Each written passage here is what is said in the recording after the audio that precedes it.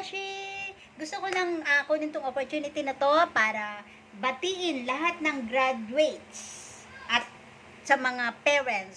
Saludo ako sa inyo na pagsumikapan nyo na mapag-graduate ang mga anak nyo.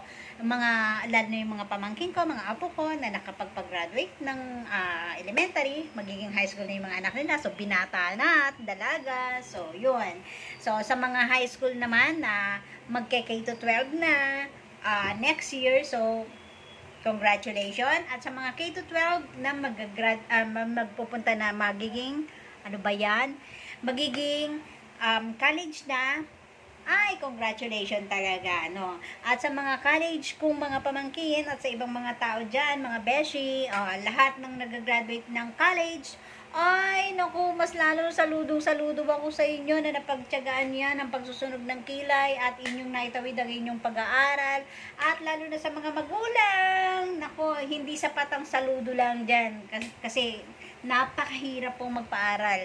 Dahil danas na danas ko yan. Sobrang hirap magpaaral, pero napakagaan sa pakiramdam pag nakatapos ang mga anak. Diba? Kasi yun naman ay hindi para sa mga magulang, para yun sa future ng mga anak, diba?